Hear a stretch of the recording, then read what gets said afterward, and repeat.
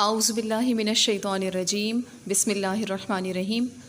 سورہ بقرہ آیت نمبر 21۔ سب سے پہلے لفظی ترجمہ دیکھتے ہیں۔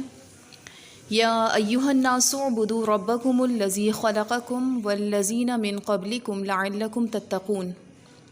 یا ایھا الناس، اے لوگوں۔ یا ایھا حرف ندا ہے جس کے ذریعے منادہ کیا جا رہا ہے۔ مخاطب کرنے کے لیے یہ لفظ استعمال ہوتا ہے۔ الناس کہہ کر اللہ تعالیٰ نے تمام لوگوں کو، تمام انسانیت کو مخاطب کیا۔ الناس میں تمام لوگ شامل ہیں جو بھی کائنات میں موجود ہیں۔ اس کا تعلق مسلمان اور عام لوگوں سے ہے۔ مسلم، غیر مسلم، تمام لوگ ہی الناس میں شامل ہیں۔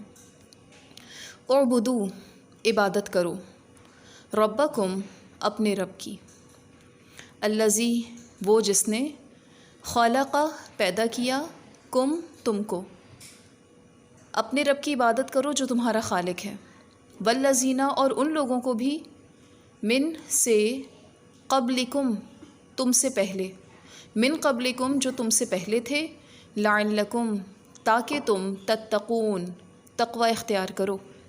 عبادت کا مقصد کیا ہے؟ عبادت کا حکم اللہ نے کیوں دیا؟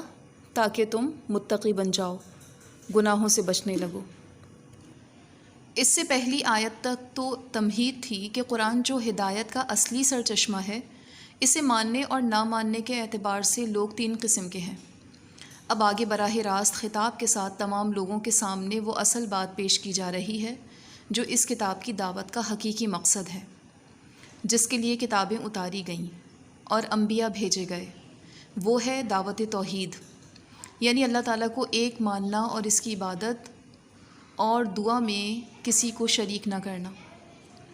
طبری نے ابن عباس رضی اللہ تعالیٰ عنہ سے اعبدو کے معنی بیان کیے ہیں، ای وحدو ربکم، یعنی اپنے رب کو ایک مانو۔ توحید کے لیے پہلی دلیل یہ بیان فرمائی کہ میں تمہارا رب ہوں جو تمہاری پرورش کر رہا ہے اور تمہاری ہر ضرورت پوری کر رہا ہے۔ دوسری دلیل اس کی وہ نعمت ہے جو رب ہونے سے بھی پہلے کی ہے، اور وہ ہے تمہیں پیدا کرنا۔ اللہ تعالیٰ نے تمہیں پیدا کیا، یہ سب سے بڑی دلیل ہے کہ تم اس کی عبادت کرو۔ باقی تمام نعمتیں اس کے بعد ہیں، اگر یہ نہیں تو کچھ بھی نہیں۔ قرآن مجید اس دلیل پر بہت زور دیتا ہے اور اسے بار بار دہراتا ہے، اس لیے کہ کفار بھی مانتے تھے کہ خالق اللہ تعالیٰ ہی ہے۔ اللہ تعالیٰ نے سورہ زخرف آیت نمبر 87 میں فرمایا، وَلَئِن سَأَلْتَهُم مَّنْ خَلَقَهُمْ لَيَقُولُنَّ اللَّهُ، اور یقیناً اگر آپ ان سے پوچھیں کہ انہیں کس نے پیدا کیا تو بلا شبہ ضرور کہیں گے کہ اللہ نے۔ لعلکم، لعل کے معنی تاکہ، لعلکم، تاکہ تم، تتقون، بچ جاؤ، یعنی اللہ کی گرفت سے بچ جاؤ۔ جب تم اللہ کی عبادت کرو گے تو کیا ہوگا نتیجہ؟ اللہ کی گرفت سے، اس کی پکڑ سے بچ جاؤ گے، جہنم سے بچ جاؤ گے، اور جو جہنم سے بچا لیا گیا وہ جنت میں داخل کر دیا جائے گا۔ قرآن کی روح سے انسان کی تخلیق بے مقصد نہیں ہے، بلکہ اس کی زندگی کا ایک واضح مقصد ہے، اور وہ ہے عبادت۔ جب ہم عبادت کا لفظ بولتے ہیں تو ذہن میں کچھ ایسے معمولات آتے ہیں جو عام طور پر عبادت کے حوالے سے متعارف ہیں، لیکن واقعہ یہ ہے کہ اسلام میں تصور عبادت ایک وسیع مفہوم کا حامل ہے۔ لغت عرب میں انتہائی عاجزی اور انکساری کو عبادت کہا جاتا ہے۔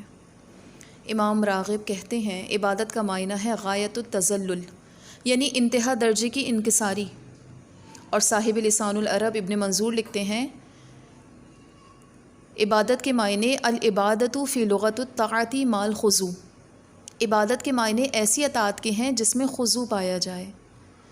لفظ عبادت اپنی ذیل میں انتہائی عاجزی، انکساری اور اظہار کا مفہوم رکھتا ہے۔ قرآن مقدس میں عبادت کا متضاد لفظ تکبر استعمال ہوا ہے۔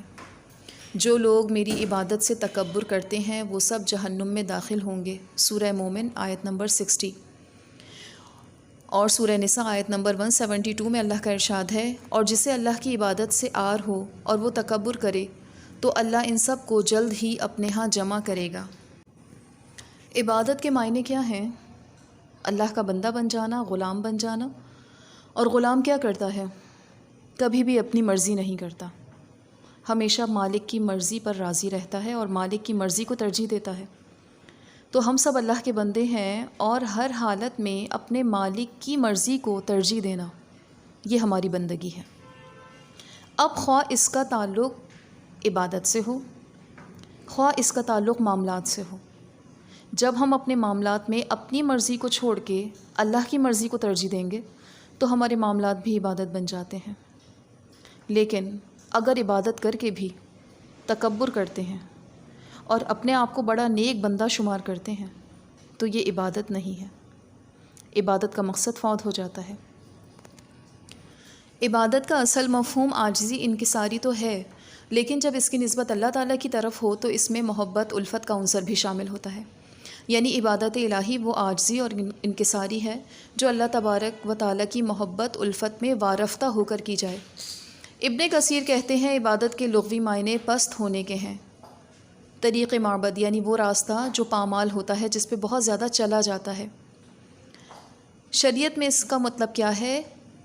ایسی کیفیت جس میں انتہائی محبت کے ساتھ انتہائی خضوع اور خوف شامل ہو۔ تفسیر ابن کثیر۔ امام ابن قیم لکھتے ہیں عبادت کے 2 جز ہیں، انتہائی محبت اور انتہائی عاجزی اور انتہائی پستی کے ساتھ۔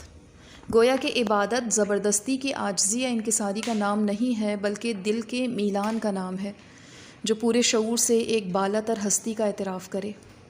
اللہ کی عبادت کریں تو دل کا میلان اللہ کی طرف، اللہ کی عبادت کی طرف ہو، اس کے کمال کی محبت سے سرشار ہو کر، اس کے جلال کی ہیبت سے مروب ہو کر، پوری آمادگی کے ساتھ اس کے سامنے سر تسلیم خم کر دے۔ اور یہ جذبہ تسلیم و رضا چند معمولات اور رسومات تک محدود نہیں ہے، یعنی صرف نماز روزے تک محدود نہیں ہے، بلکہ پوری زندگی انسان کے تمام اعمال پر محیط ہے۔ ہر وہ عمل جو اللہ کے عطا کردہ ضابطے کے مطابق ہو اور جس کا مقصد اللہ کی رضا ہو وہ عبادت ہے۔ اب اگر یہ طریقہ میل ملاپ میں اختیار کیا جائے تو میل ملاپ بھی عبادت ہے۔ اسی طرح